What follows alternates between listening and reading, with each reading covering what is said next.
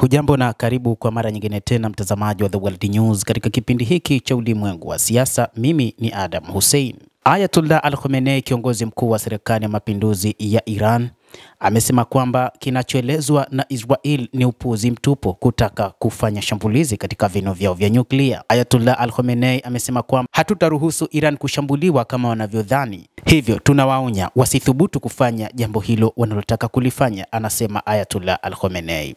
Jamhuri ya Kiislamu ya Iran haingojei ruhusa huyu ama yule kwa kujibu. Sisi tutajibu ipasavyo na watajuta, kiongozi huyu wa serikali ya mapinduzi ya Iran alisema, huku akisisitiza kwamba ninaliambia taifa la Iran katika tukio jingine nini nia na lengo lao hasa la sisitizo hili.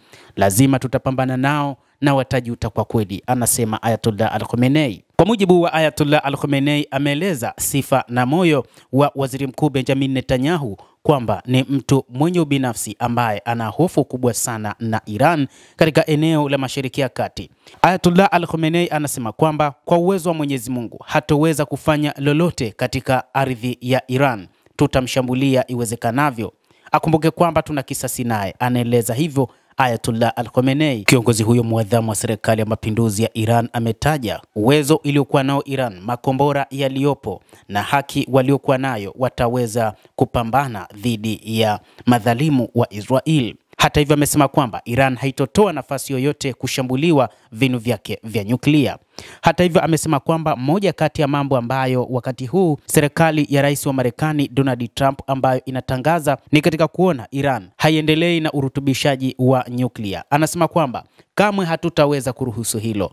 Hatutaweza kuachana na kuzalisha nyuklia kama ambavyo imeelezwa na Marekani. Katika siku za hivi karibuni katika mahojiano yake na ABC News, Steve Witkoff, mjumbe maalum wa rais wa Marekani katika Mashariki ya Kati, alisema kwamba moja kati ya mstari mwekundu ambao Marekani umeuchora kwa Iran ni juu ya urutubishaji wa nyuklia, ambapo hawataruhusu hata 1% ya urutubishaji wa nyuklia. Hata hivyo, Imam Khamenei amesema kuhusu dhamira na uaminifu wa watu wa Iran ni kwamba tunaelewa umuhimu wa namna ya kuilinda nchi na tunapaswa kuhakikisha kwamba tunachokifanya tuko sahihi na tutaweza kuhakikisha tuko macho wakati wote. Hakuna atakayeweza kuathirika na chochote ambacho Israel inapanga.